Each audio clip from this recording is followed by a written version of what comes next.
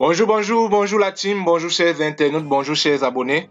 J'espère de tout cœur que vous allez bien. En tout cas, moi, par la grâce de très haut, ça va pour le mieux, je ne me plains pas. J'essaie de tenir le coup malgré les différents coups que la vie peut donner à quelqu'un.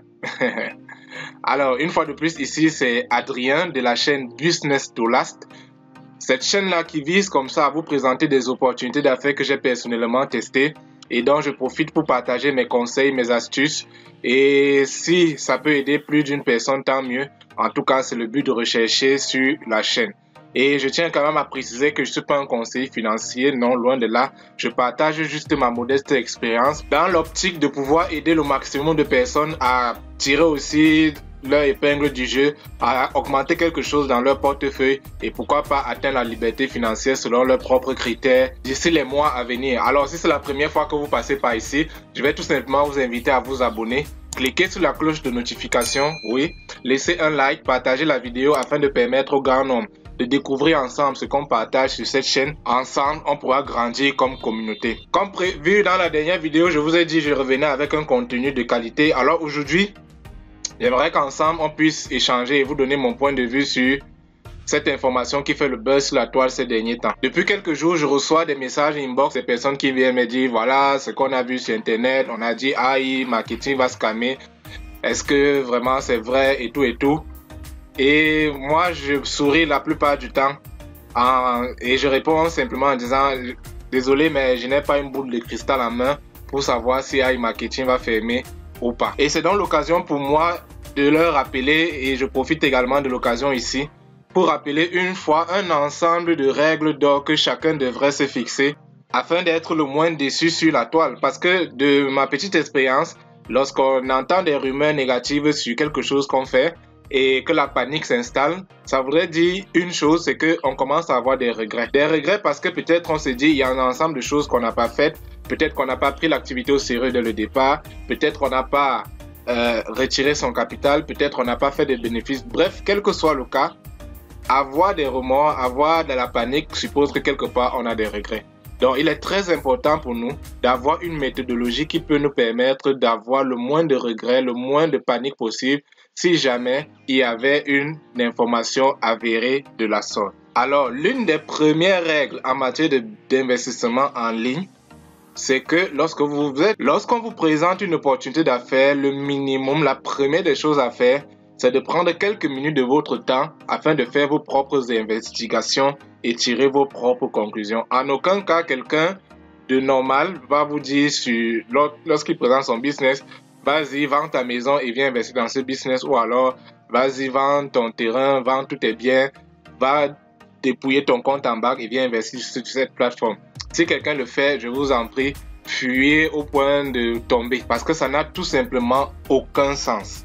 Vous ne pouvez pas, à peine on vous a présenté une opportunité d'affaires, dans la seconde qui suit, vous avez déjà mis toutes vos économies. Non, c'est pas possible. C'est vrai qu'en ce qui me concerne, à propos de AI Marketing, lorsque mon parrain me l'a présenté, honnêtement, une fois que j'ai pris l'information, j'ai pas cherché de midi à 14h parce que j'ai directement compris le truc et je me suis lancé. Après, j'ai commencé à réfléchir. Mais de grâce, c'est pas forcément la meilleure méthode parce que moi, ce sont des risques que je prends et si ça donne ou que ça ne donne pas, alors j'assume mes choix. Bref, la première des choses à faire, c'est de faire vos propres investigations au minimum afin de tirer vos propres conclusions et potentiellement prendre une décision qui va vous arranger vous et non celui qui vous présente l'activité ou encore un coach ou je ne sais pas trop quoi. La deuxième des choses, lorsque vous avez décidé de vous lancer dans l'activité qui vous a été proposée, c'est de n'investir que ce que vous êtes prêt à perdre. Ça, c'est une loi naturelle. Ça voudrait dire que si on vous présente une opportunité aujourd'hui, vous prenez la journée pour réfléchir et vous décidez de vous lancer, alors le soir, lancez-vous avec ce que vous êtes prêt à perdre, de telle sorte que si l'entreprise ferme ses portes le lendemain, vous allez vous dire, eh bien, c'était pas juste ma chance. Parce que lorsque vous commencez à paniquer, lorsqu'il y a des mauvaises informations de scam qui circulent, c'est que quelque part, vous vous dites, mon investissement, peut-être c'était trop. Peut-être que j'ai mis plus qu'il n'en fallait. Et à partir de là, ça voudrait dire qu'il y a un petit souci. C'est vrai, il faut prendre des risques, mais il faut toujours mesurer son risque en investissant que ce qu'on est prêt à perdre. C'est clair, si ça donne, vous êtes heureux gagnant, mais si ça ne donne pas, alors vous êtes exposé à rentrer à zéro et ce n'est du tout intéressant pour quelqu'un qui veut perdurer dans les investissements en ligne. La troisième chose, c'est que lorsque vous avez décidé d'investir ce que vous êtes prêt à perdre, c'est de pouvoir vous mettre à la tâche au plus tôt et faire ce qu'il y a à faire pour rentabiliser votre investissement. Malheureusement, beaucoup démarrent l'activité, peu importe, marketing ou je sais pas trop quoi, mais ils n'y mettent pas du leur, ils n'y font rien et puis ils reviennent quelques temps plus tard parce que peut-être ils avaient peur ou je sais pas trop quoi et commencent à paniquer pour rien. Non, c'est pas intéressant.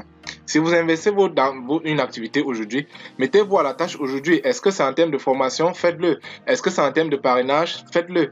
Mais ne commencez pas une activité, vous investissez aujourd'hui, vous fermez les portes, vous revenez dans un mois et puis vous commencez à vous renseigner, est-ce que ça va, est-ce que ça ne va pas. Et c'est après 2 mois que peut-être vous commencez à partager l'opportunité avec des proches et puis vous faites même avec la mauvaise éthique et la mauvaise façon.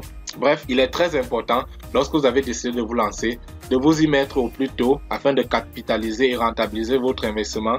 Question de sortir gagnant au plus vite. Bien, si vous avez appliqué les 3 premières techniques, alors la 4e technique, elle est très simple. Lorsque vous avez commencé à faire des revenus avec une entreprise dans laquelle vous avez investi ce que vous étiez prêt à perdre, alors c'est de tout simplement retirer son capital avec quelques bénéfices. Ça voudrait dire que si j'ai investi $100, je peux me permettre de dire, ok, dès que j'atteins les $100 de capital, je les retire. Et plus tard encore, lorsque je fais peut-être $50 de plus, ce qui me fait un 50% de bénéfices sur ce que j'ai investi, alors là, je suis ok. Ça voudrait dire que tout ce qui va rester à tourner dans cette entreprise sera tout simplement du bonus. Donc si l'entreprise ferme ses portes du jour au lendemain, eh bien je serai gagnant parce que j'aurai mis une stratégie intelligente sur pied pour pouvoir m'en sortir. La 5e chose, lorsque vous avez retiré votre capital et un bonus supplémentaire, est-ce que c'est pour aller mettre dans un compte en banque qui va vous produire peut-être 5% d'intérêt par an?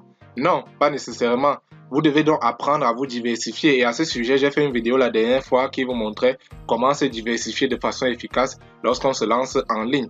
Il faut simplement se diversifier. Ça voudrait dire que les $150 dans notre exemple que vous avez retiré, vous pouvez décider, ok, je m'informe encore sur une telle autre activité, je me permets de miser par exemple $100 encore, c'est possible, et parce que c'est ce que je suis prêt à faire de toutes les façons. Et si ça donne, au bout d'un certain temps, je peux encore générer quelque chose comme $150 et à partir de là, je pourrais donc retirer les $150 en question, avoir donc un capital de bénéfice de $100 que je mets donc de côté quelque part et puis là, je peux commencer à rouler ma bourse tranquillement sur la toile. De telle sorte que si jamais même les 2 entreprises, après un certain temps, ferment leurs portes, peut-être même que la première fermait avant la seconde, alors j'ai aucun souci parce que je me suis diversifié de la bonne des façons. Voilà donc à mon sens les quelques étapes qu'un investisseur sérieux devrait suivre afin de pouvoir maximiser ses revenus sur Internet. Ce qui voudrait dire que la vraie question à se poser ici, ce n'est pas est-ce que l'entreprise va fermer ses portes ou pas, non. La vraie question à se poser c'est quelle est ma stratégie d'investissement lorsque je suis en ligne. Est-ce que je mets tous mes œufs dans un panier en espérant que l'entreprise survive 50 ans? Alors là, il y a un souci. Ou alors, est-ce que je me dis, ok, je commence un peu ici, lorsque j'ai un tel budget en fonction de mes objectifs, je me déploie comme ceci avec cette stratégie de telle sorte que si ça ne donne pas de ce côté, alors je peux me rattraper de ce côté. Moi, je pense que c'est comme ça qu'il faut regarder. Maintenant, en ce qui concerne spécifiquement iMarketing, honnêtement, je ne sais pas si sur la toile, il y a un business model qui est aussi bien ficelé tel que celui de iMarketing. C'est-à-dire que, de toute façon, c'est structuré. Si jamais c'est un Ponzi, un scam prévu depuis le départ, ça voudrait dire que ces gens sont très forts en matière de dissimulation d'informations, en matière de montage de leur entreprise. Quel que soit le cas, même à moi jusqu'à présent, même si vous venez me montrer toutes les preuves que c'est un scam et que ça va fermer ses portes, moi je n'y croirais pas. Attention, ce n'est pas pour dire que je sais d'office d'avance que non, l'entreprise est légitime et tout, elle n'a pas prévu scam, non, loin de là. Mais la façon dont ils ont structuré leur plan est tellement claire et simple que vraiment ça saute aux yeux, qu'on ne peut que se permettre de courir le risque d'investir, quitte à ce que plus tard ils ferment. Maintenant, une chose est claire, iMarketing, c'est pas mon entreprise, c'est pas l'entreprise de vos parents non plus. Personne d'entre nous, en tout cas moi, je ne maîtrise pas qui sont réellement ceux qui détiennent la bonne information, qui sont ceux qui portent ce projet. Mais iMarketing, c'est une entreprise comme toute autre. Ça voudrait dire qu'elle pourrait toujours être un scam, un Ponzi déguisé et puis vient un moment où elle va fermer, ou alors elle peut toujours s'arrêter en cours de route, non pas parce qu'elle avait prévu scammer et tout, mais tout simplement parce qu'une entreprise connaît ses problèmes, connaît ses faillites, et puis elle ferme ses portes. Une entreprise ne peut pas naître dans le but de perdre. Si à un moment donné elle se rend compte qu'elle est en train de perdre, c'est clair qu'elle va fermer ses portes. Ça, c'est une pure logique. Donc, à nous d'être stratèges dans notre façon d'investir et de se dire, ok, si jamais ça devait fermer dans une semaine, qu'est-ce que moi je fais aujourd'hui? Si jamais ça devait fermer dans un mois, qu'est-ce que je fais aujourd'hui? Mais tant que ce n'est pas fermé, qu'est-ce que vous perdez à vous faire des revenus avec AI Marketing?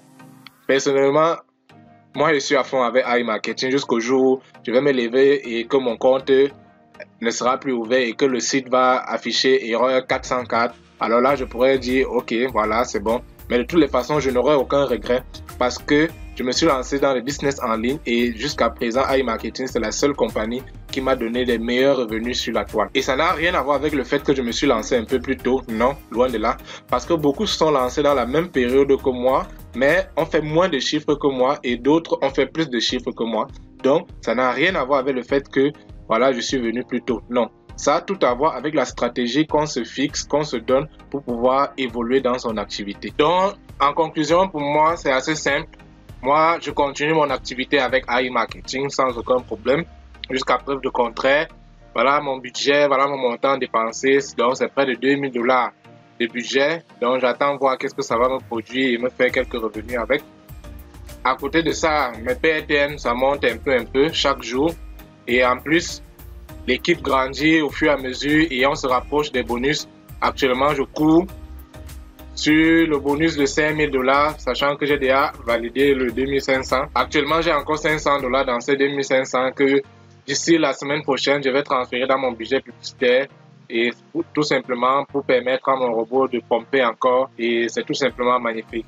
Bref, c'était tout pour cette vidéo où je tenais à donner mon point de vue sur cette vague d'informations négatives qui circulent sur la toile. Donc, j'espère que vous avez appris quelque chose, j'espère que ça vous aura aidé. Si c'est le cas, n'oubliez pas de liker la vidéo. Et si vous n'êtes pas encore abonné, faites-le. Cliquez sur la cloche de notification parce que dans la prochaine vidéo, je vais encore apporter un contenu de qualité que vous ne devez pas rater. Je vous dis à très vite dans une prochaine vidéo.